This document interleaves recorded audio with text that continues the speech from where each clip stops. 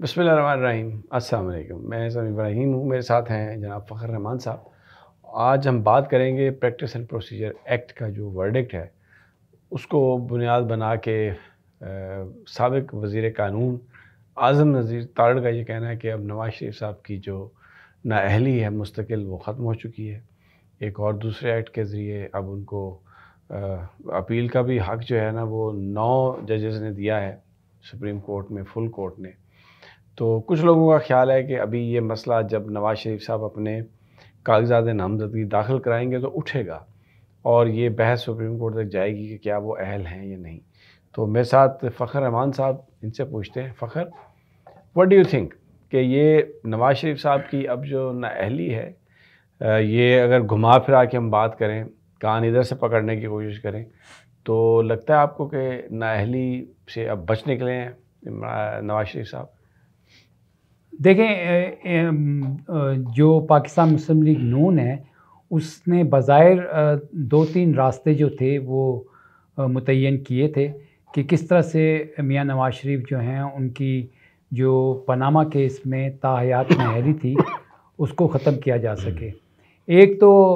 आपने देख लिया प्रैक्टिस एंड प्रोसीजर जो एक्ट बनाया गया, उसमें बज़ाहिर तो मकसद ये था कि चीफ़ जस्टिस जो सू मोटो के इख्तियारात हैं, उसको कैसे कंट्रोल किया जाए, बेंच जो वो बनाते हैं तो उसको कैसे कंट्रोल किया जाए। अगर तो कानून साज़ी इस हद तक होती तो बात समझ में भी आती, लेकिन उसमें आपने देखा कि एक अपील का हक़ जो था वो जनरेट किया गया और फिर वो भी माज़ी से उसका इत्लाक़,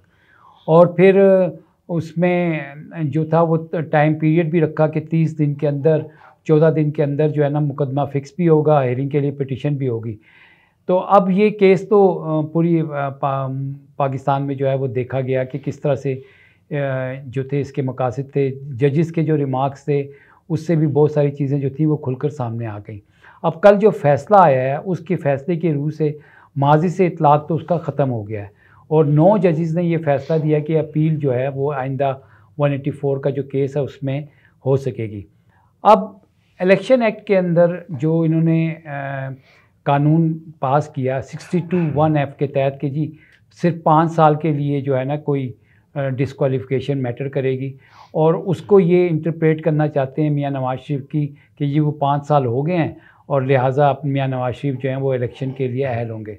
देखें, अब मियां नवाज़ शरीफ साहब जो हैं, या तो जब इलेक्शंस का टाइम आएगा वो कागज़ात नामज़दगी जमा कराएँ तो उसको कोई चैलेंज करे कि जी इनकी तो ताहयात नाअहली है, सुप्रीम कोर्ट से फ़ैसला आ चुका है, नीचे से मामला ऊपर की तरफ आए, या डायरेक्ट सुप्रीम कोर्ट के अंदर जो है ये जो 5 साल की नाअहली का मामला है इसको चैलेंज कर दिया जाए, ताकि बराह रास्त ही टाइम वेस्ट किए बगैर ये मामला वहाँ पे टेकअप हो जाए। फ़खर, एक सवाल है, जो 9 मेंबर बेंच है, यानी ये बेंच में 9-6 से ये तो फ़ैसला आ गया कि अपील का राइट,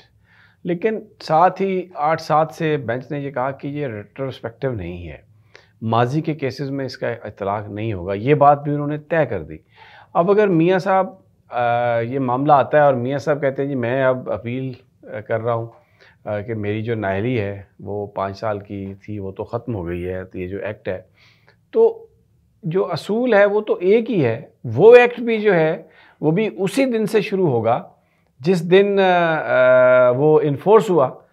तो ये कहना कि जी इसको माजी से मैं इसका इतलाक़ करूँ, अगर तो उस एक्ट में ये लिखा हुआ है कि आप माजी में भी जो केसेस हैं वो भी अप्लाई इसको कर सकते हैं, अगर एक्ट इसी तरह पास हुआ है फिर तो शायद उस आर्गूमेंट में दम है, लेकिन अदरवाइज़ तो मुझे लगता है कि ये असूल फिर वहाँ पर भी अप्लाई होगा। देखिए, आम तौर पर ये बात कही जाती है कि अगर पहले कोई कानून नहीं था और बाद में अगर वो कानून बना दिया जाए तो उससे अगर आप फ़ायदा उठाना चाहते हैं तो वो किस तरह से आप फ़ायदा उठा सकते हैं। अब अगर ये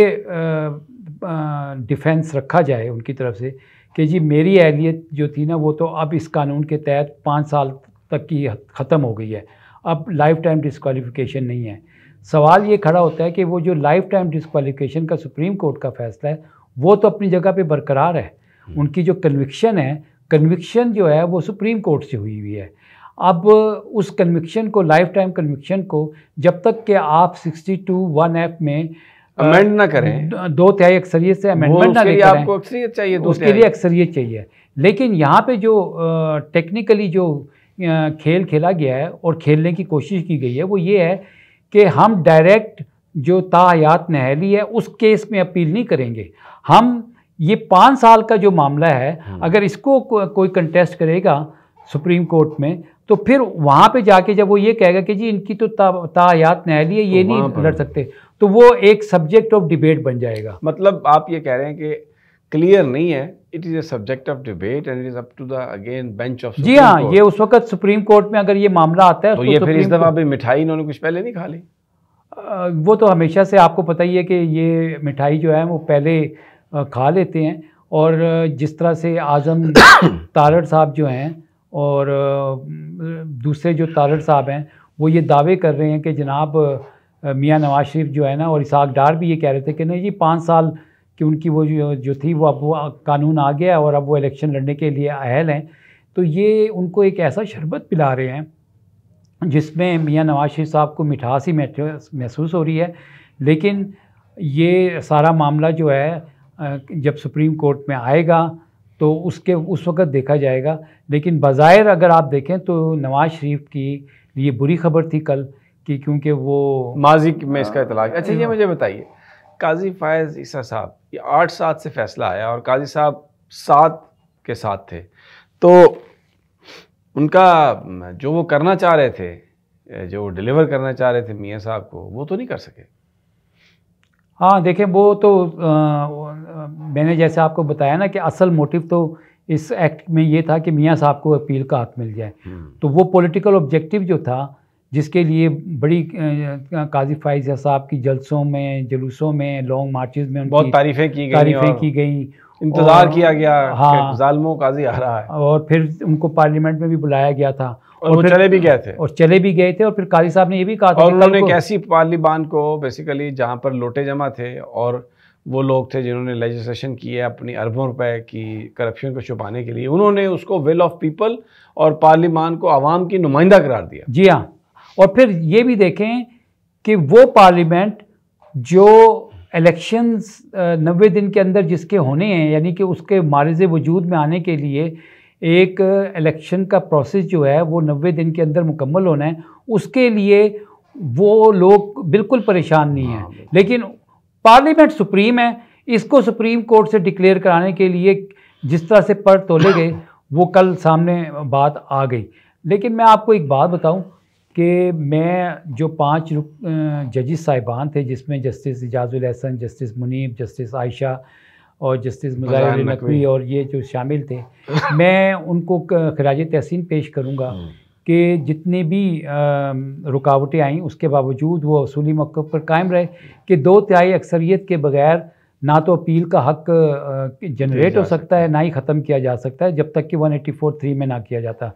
आधा तीतर आधा बटेर की शक्ल में ये फ़ैसला जिस तरह से आया है, अगर इसको अगर हम थोड़ा सा बहस में लेके जाएं तो देखें जो माजी से इतलाक़ को जिस तरह से आपने ख़त्म किया 8 वोट के साथ, इसी तरह से आपने 9 वोट के साथ अपील का हक जनरेट किया है। असूली मौक़िफ़ मेरा ये है कि जब 2/3 अक्सरियत से तरमीम 184(3) में होगी तभी आप कुछ कर सकते हैं। ये जो इस तरह से किया गया है ये तो एक अपनी नौइयत का एक ऐसा फ़ैसला है जिसकी माजी में कोई नज़ीर ही नहीं मिलती। बहुत बहुत शुक्रिया फ़खर आपका। नाज़रीन, बहस भी जारी है, सियासत भी चल रही है, इंशाल्लाह फिर आपसे मुलाकात होगी। अल्लाह ने